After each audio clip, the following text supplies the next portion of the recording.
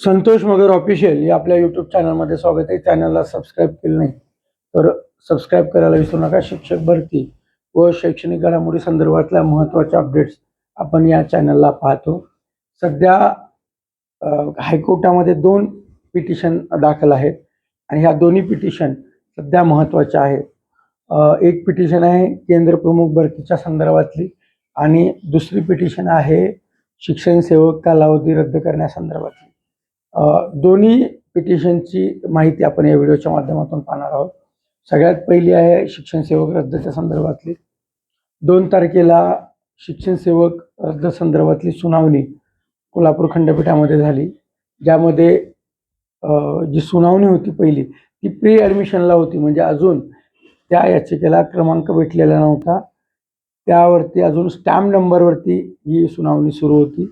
आत्ता प्री ॲडमिशनची जी याचिका आहे त्याला कुठे आता याचिकेला नंबर मिळेल आणि पुढील सुनावणी जी आहे ती पुढील सुनावणी 7 एप्रिल रोजी घेण्यात येणार असल्याची ऑर्डर त्या ठिकाणी म्हणजे तारीख पडलेली आहे. त्यामुळं शिक्षण सेवकासंदर्भातली पुढील जे काही कोर्टाचं म्हणणं असेल किंवा शासनाचं जे काही ॲफिडेविट असेल, शासन त्या ठिकाणी ॲफिडेविट मांडेल का किंवा शासनाने ॲफिडेविट बनवलं का, आपल्याला आता हे पाहावं लागणार आहे. कारण मागच्या 2-3 सुनावणीमध्ये तारखा पुढे गेलेल्या आहेत. राज्य सरकारनं याबाबत कुठलंही ठोस पाऊल आपल्याला उचललेलं दिसलेलं नाही आहे. त्यामुळे 7 एप्रिल रोजी शासन कुठेतरी ॲफिडेविट दाखल करून त्यांची भूमिका त्या ठिकाणी मांडेल का, हे आपल्याला पाहावं लागेल. की पुन्हा एकदा पुढील तारीख मिळेल हे आता 7 तारखेला त्या ठिकाणी कळेल. खरं तर आज एक दुर्दैवी घटना घडली आहे, ती म्हणजे सिंधुदुर्गमध्ये एक शिक्षण सेवक बांधवाचं दुर्दैवी निधन त्या ठिकाणी झालं आहे. म्हणजे आज जवळपास 12-15 शिक्षण सेवक असे असतील की त्यांचं दुर्दैवी निधन झालेलं आहे आणि यामध्ये शासनाकडनं कुठलाही एकही रुपया मरणोत्तर म्हणजे सेवेमध्ये असताना मिळत नाही. ही एक खूप मोठी शासनाची चूक आहे. शासनाने त्या ठिकाणी कुठेतरी मेडिक्लेम देणं गरजेचं आहे. कुठलीही सुविधा 3 वर्षापर्यंत मिळत नाही. त्यामुळं या निर्णयाविरोधात खरं तर शिक्षण सेवकांनी आवाज उठवणं खूप गरजेचं आहे, खूप गरजेचं आहे. मागच्या वेळेस सुद्धा अनेक जणांचा असाच मृत्यू झालेला आहे. यामध्ये अनेक जण थोड्या कालावधीसाठी आवाज उठून हे मेडिक्लेम मिळाला पाहिजे या पद्धतीची चर्चा करायची. परंतु आत्ता जर बघितलं तर कोणीही या विरोधामध्ये आवाज उठवताना दिसत नाही. त्यामुळं या विरोधामध्ये नक्की सर्वांनी एकत्र येऊन आवाज उठवणं खरंच गरजेचं आहे. आणि आज जे घडलं हे कोणासोबतही घडू शकतं. त्यामुळं एकत्रित येऊन जे मेडिक्लेम आहे तो मिळायला हवा. ॲटलिस्ट काय तुमचं शिक्षण सेवकाचं मानधन असो काय असो तो पुढचा विषय आहे. तो मिळो न मिळो किंवा शासनाची काय भूमिका असेल ती भूमिका असेल, पण मेडिक्लेम हे मिळालाच पाहिजे. 3 वर्षामध्ये जर कोणाचा ॲक्सिडेंट झाला, काही झालं तर हेल्थ पॉलिसी असेल, मेडिक्लेम असेल, हे मिळत नाही. त्यामुळं राज्य सरकारने यावरती आवर्जून लक्ष देणं गरजेचं आहे. अर्थसंकल्पीय अधिवेशनामध्ये खरं तर पाठपुरावा झाल्यानंतर शासनाने या ठिकाणी ते दिलं असतं, परंतु आपल्याकडनं पाठपुरावा आपण कुठेतरी म्हणजे कमी पडतोय असं आता वाटायला लागले. त्यामुळं आगामी काळामध्ये भले आपले 3 वर्ष आता पूर्ण होत असतील, 1 वर्ष अजून बाकी आहे. कोणाचे 10 महिने बाकी आहेत, कोणाचं 1 वर्ष बाकी आहे, कोणी नंतर लागल्यामुळे कोणाचं 1.5 वर्ष बाकी आहे. काही रयत सारे संस्थेमध्ये आत्ता लागलेले आहेत, त्यांचे 4-5 महिने झालेले असतील.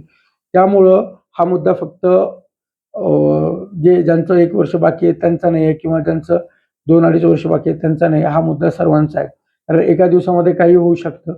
त्यामुळं 3 वर्षापर्यंत मेडिक्लेम मिळत नाही, तो मिळाला पाहिजे. यासाठी पुन्हा एकदा आवाज उठवणं खरं तर गरजेचं आहे. त्यामुळं या विषयावरती चर्चा अनेक दिवसापासून बंद होत्या, त्या आता पुन्हा सुरू कराव्या लागतील आणि त्याबाबतची निवेदनं त्या ठिकाणी देणं गरजेचं आहे. हा झाला शिक्षण सेवकांच्या संदर्भातला विषय. दुसरा विषय आहे केंद्र प्रमुखाच्या संदर्भातला. केंद्र प्रमुखाच्या संदर्भामध्ये बघितलं असेल की 1-1-6 नंतर जे TET पास झालेत त्यांचा एक वेगळाच विषय आहे. 1-1-6 आधी TET पास नसणारे तो वेगळाच विषय आहे.